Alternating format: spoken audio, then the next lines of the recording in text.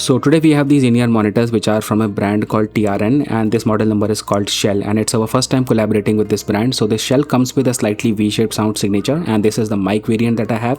When you will open the box, the first thing that will grab your attention is the case. So it feels to be inspired with some kind of a military design. When you will open the case, you have your cable and also this strap which probably you can attach it to your smartphone or something.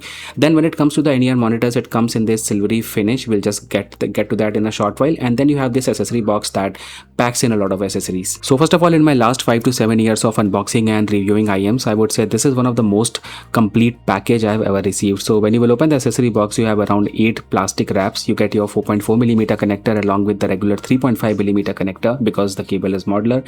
Then you have your regular black colored ear tips. You also get latex or liquid silicone ear tips. You also have 2 extra pair of nozzles that are mounted on a metal plate. Then you have 1 pair of foam type ear tips. You also get regular white colored ear tips, and then you also get these ear tips in dual color combination. And the cable you saw earlier is a very beautiful looking cable, and it pairs up very nicely with these IEMs. It won't be possible to pack everything in those plastic wraps, so you can put everything in that military case which has a lot of space and will keep everything safe. And all this comes at a price of around $60 or 5,400 Indian rupees. So I would say this entire package brings a lot of value. So with that handful of unboxing, now let's begin with the review. So if you look at these IEMs, so they come in this sort of a silvery finish, and it's not any sort of chrome or any sort of paint work, but entire thing has gone through some sort of an electroplating process. So this finish is going to hold for a longer period of time compared to usual chrome and paint finishes. And if I talk about its faceplate, so the design of these IEMs have been inspired by Shell, and these finishes do attract fingerprints, but faceplate already has so many lines and curves that fingerprint won't be visible at all. The next thing is the cable, and this was my favorite part because first of all, this cable is really lightweight, it's not too thick, and also the cable is easy to manage. And if you look at this cable, so it's not just like a single strand cable, it's a combination of multiple strands, and even if you bend the cable at 360 degrees, so it's not going to create any sort of a problem. The cable also doesn't have any memory of its own, and this particular cable that I have comes with included microphone, and you also have the option of both 3.4 and 4.4mm. You have the TRN branding on the connector, and if you look at the color of the cable, so it is like sort of mix of gray and white, and it goes on very nicely with the color of these IEMs. Now talking about the comfort and fitting, so the IEMs don't have any sharp edges and corners, and also it doesn't have any earphone on this particular part that usually goes on this part of the ear. So the thing is, IEMs are going to be very comfortable to wear, but also the thing is, IEMs are held in place mainly by this particular ear hooks. Fortunately, the cable have perfect ear hooks, and also you need to pair the right set of ear tips to get the proper fit. So there are plenty of ear tips given in the box, so I didn't went for the latex type ear tips because that's something I don't like, and also I don't like the foam type ear tips. I straight away went for the dual colored ear tips, but they also have a sort of sticky feel to it. So with this one, I'm going with the regular white colored ear tips of medium size, and the combination of ear tips and the ear hooks just give me a perfect fit. Now these IEMs are also coming with 2 extra pair of nozzles. So by default, you get the green nozzles attached with this one, which is called the reference nozzle. If you switch over to the black one, it will give you a slightly better vocal clarity in that 4000 kilohertz of frequency range. And if you're switching over to the red nozzle, it gives slightly better bass, although noticing difference between the nozzles is like impossible to hear practically, but if you are looking on the basis of graph, so this is what you have. Now this is the sample of microphone that you will get from this particular cable.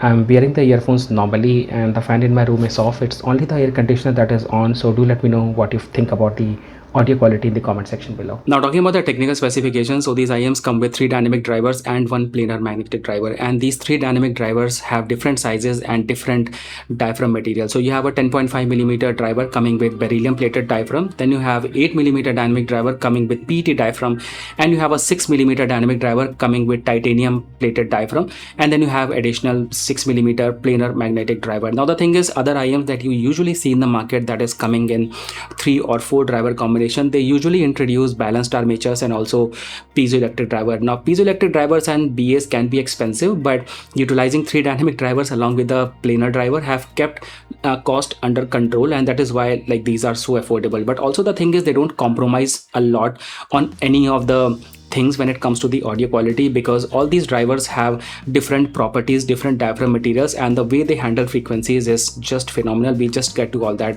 in the audio section of the review. Now when it comes to the impedance value, so it's just 16 ohms, which means that you don't need any sort of high quality or expensive DACs to drive these IEMs properly. You can go for any entry-level DACs like the audiocular Spark, but I had the audiocular Spark Pro recently, so I tried it with this one and it just worked perfectly fine. The value of sensitivity is around 110, and these IEMs cover a frequency response from 20 Hz to 20,000 Hz, which means that they don't have any sort of extension in the high frequencies, neither they just give an extra lift in the bass frequencies and all. And now let's talk about the audio quality. Now talking about the audio quality, so when you're buying IEMs with that sort of a driver combination, it's not about how well these IEMs will produce a particular frequency. Like for example, if you compare this one with the KZ Caster and KZ Duonic, and you will ask me which one has a better bass, I'll definitely say that if you're looking for a bass boosted IEM, go for the Caster Pro or KZ Duonic. But all these four driver combinations IEMs are more about how well they can handle different frequencies at the same time. So when it comes to music, I would say if you are listening to not very complex tracks, like something that is having only vocals or maybe a bit of Indian musical instruments, it's all fine. A cheaper IEM and an expensive IEM will probably produce the same kind of sound. But let's say you are going into music tracks that is having complex instruments, like for example electronic guitars combined with drums and all. So these kind of IEMs are going to give you much separation between all these instruments, and this is where you will begin to enjoy music rather than feeling music as noise or something that is not very comfortable. I tried these IEMs for movies as well, and I would say these IEMs are just very suitable for every kind of movie, like whether you are watching a dialogue based movie or an action movie. The separation between dialogues, background music and foreground and all, and also the directions that is coming from like different directions, so you won't be having any sort of an issues with these IEMs. I also tried these for gaming and all, and in a three-dimensional space you will be easily able to locate your enemy and all if you are playing games like BGMI and all.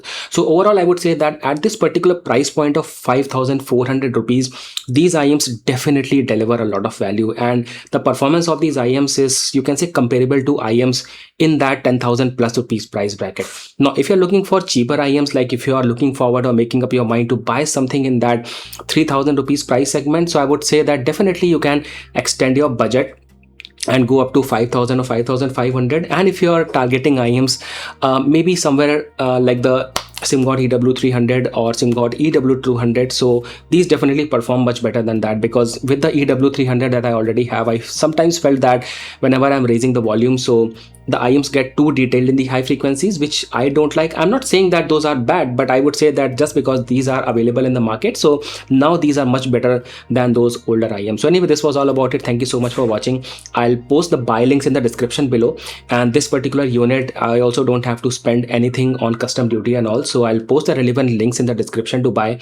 If you have any queries or doubts, make sure to drop your queries in the comment section below, and I'll see you in the next one. Take care.